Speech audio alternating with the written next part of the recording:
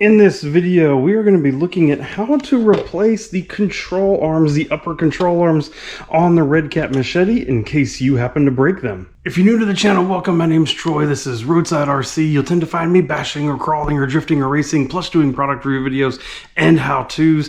And on the workbench today, the Redcat Machete. One of the things that people found when this vehicle first came out was this upper control arm had a tendency to snap. And so I'm going to show you what it takes in order to replace one in case yours does the same thing.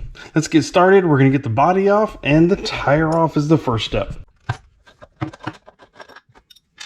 With the tire off, we can actually see the four parts that it turns out make up one of these control arms. You have the outer plastic, the inner plastic. There's this aluminum extruded piece that's here in the middle. And what holds the whole shebang together is one very long set screw that actually comes in from the bottom side here and holds all three of them together through the control arm. So in order to replace the whole unit, it's actually fairly simple.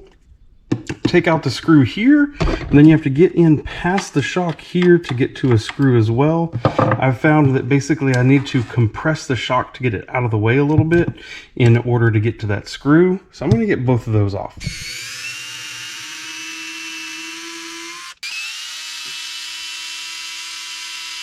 With those two screws out of the way, this control arm just does come off very easily. I do want you to note that it actually has L on here, so depending on the side that you're replacing, left side goes this way. It looks like there is some slight offset with it. If you're curious, your wrench should actually go into this hole on here, and you should be able to get to that set screw where you can actually pull it out.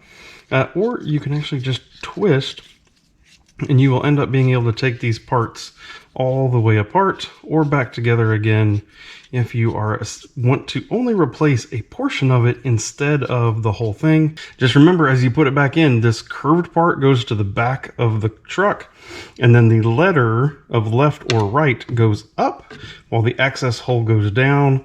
I actually, the first time I did it, I tried to assemble it that way, and it turns out, it doesn't quite fit because the spacing right here is not symmetrical.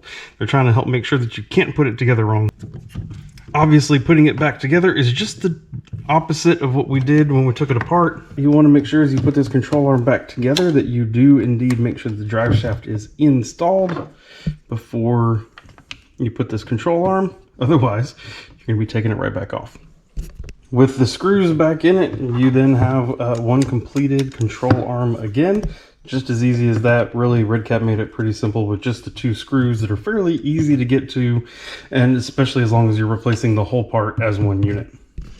Once you then reinstall the wheel, you are completely done. Back up running vehicle. If this video was useful for you, please let me know down in the comments. I always appreciate hearing that feedback.